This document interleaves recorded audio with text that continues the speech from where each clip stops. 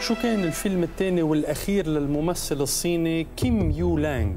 رح أعطيك الاحتمالات: تشانغ كينغ، تشانغ كينغ 1 أو تشانغ كينغ 2. في اشياء ما ضروري تعرفها، بس في اشياء اذا ما بتعرفها كارثة. اليوم العالمي للحد من اخطار الكوارث الطبيعية، ما بيصير لك شيء اذا تحضرت لها.